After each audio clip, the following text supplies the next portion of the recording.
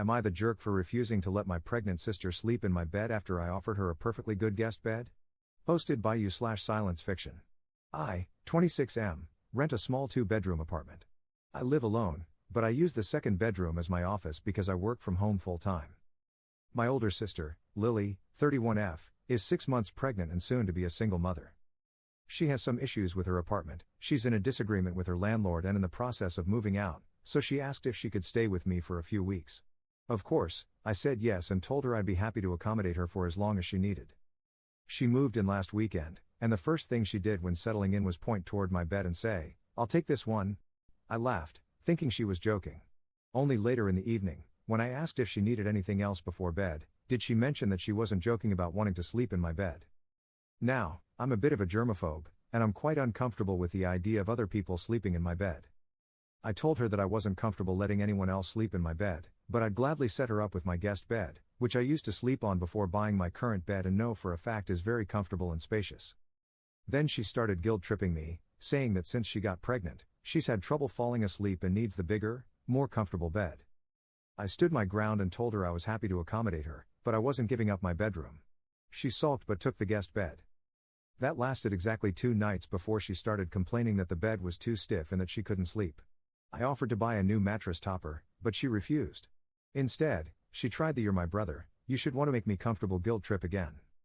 I told her she was lucky I could even take her in since I work 10 hours a day from home and value having a private, calm, and quiet work environment. She called me selfish and accused me of not caring about her or her baby. I told her she could take the couch if the guest bed was that unbearable. Well, she did, but only for one night before turning into an absolute menace. On the second night on the couch, she made sure to sigh loudly all night, accidentally bump into things, and complain the next morning about how horrible I was making her feel. The following day, she kept making calls and talking loudly on the phone while I was working. I didn't pay attention to the actual calls, but later it became very clear what they were about. That evening, I started getting phone calls from most, if not all, of my family members. Apparently, she had been ranting all day on the phone to my family about how rude and horrible I was making her feel, trying to get them to pressure me into letting her sleep in my bed, like she was on a mission or something. My mom took her side and tore me a new one over the phone, saying that Lily is carrying a child and I'm being inconsiderate. She also said, "I thought I taught you better hospitality than this." I am very disappointed. My aunt called to tell me that my uncle, her husband, used to sleep on the couch and sometimes even on the floor next to her when she was pregnant. Even my cousin, who I haven't spoken to in like 2 years, called to tell me I'm being selfish. My father is taking my side, telling me to ignore them and that my sister is a screw-up who got herself into this situation in the first place, but I feel like my mom is giving him a super hard time in the background because he sounded hesitant when I asked him to have my back. Honestly, I just feel like I'm in the middle of a soap opera drama.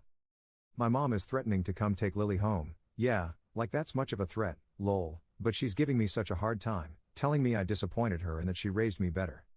I don't know how to feel about this anymore. Am I the jerk for not letting my pregnant sister sleep in my bed? Relevant comments. Commenter. Op, you opened your door to your sister, and with her acting like this, I seriously doubt she will ever leave. What has she done to solve her living situation? How much time has she invested in finding a new place to live? All that time she spent complaining to the relatives, she could have spent finding a long-term solution. But she didn't, because she planned to take over your bed and bedroom. She'll say, "This is the only room big enough for a crib too." She planned to banish you to the smaller second bedroom in your own place. And she plans to stay forever. Tell your mom to come get her.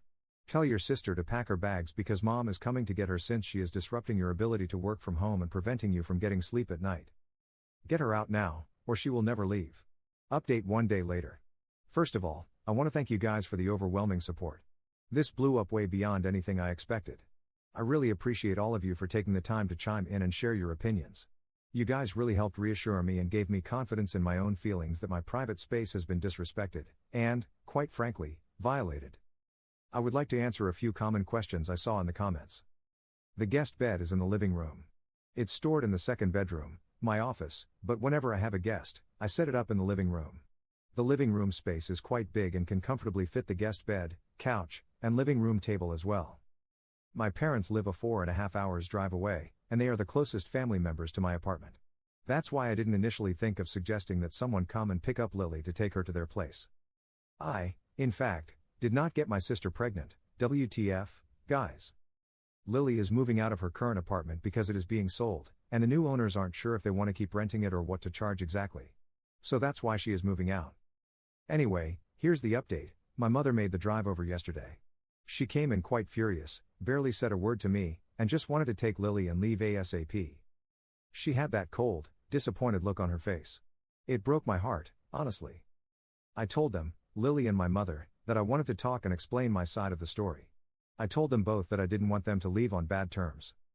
I sat them down in the living room and explained my side of things. I also decided to show them the original post, and it did help calm them down and make them second-guess their opinions. I also believe they were quite embarrassed, judging by the looks on their faces when I showed them the post, to see everything written out like that, but they didn't dare say a word about it, lol. In the end, they both agreed that my apartment is my personal space, and also my workplace, and they understood why it was difficult for me to give up my bed. It wasn't totally smooth, though. They still gave me a bit of a hard time, saying that while they do understand my side now, I could have still been the bigger person and just let Lily sleep in my bed. At least they did drop the whole "you're selfish" act. As for the rest of the family, I demanded that my sister call each and every one of them to let them know my side and calm them down. Lily was reluctant at first, but my mother gave her the look, and eventually, she came around and told me she'd do it on the drive back to my parents. I was honestly surprised she agreed. My aunt even called me today to apologize. That was definitely unexpected and very satisfying, lol. Lily is now staying with my parents. And honestly, I wouldn't be surprised if I get a call in a few weeks with them ranting about her being entitled in their house. Can't wait to see how they'll handle that one. Hopefully, this is the last time I'll have to deal with this. Lily still needs to move her stuff from her old apartment, which is a 30-minute drive from me, so I know she's going to ask for my help. Not that I would mind, I'd be happy to help her, but I'm worried she might want to stay at my place again or use my place to store some of her stuff. Also, she might bring this whole thing up again, and I couldn't be asked to deal with it once more. But that's a problem for another day, though, hopefully not.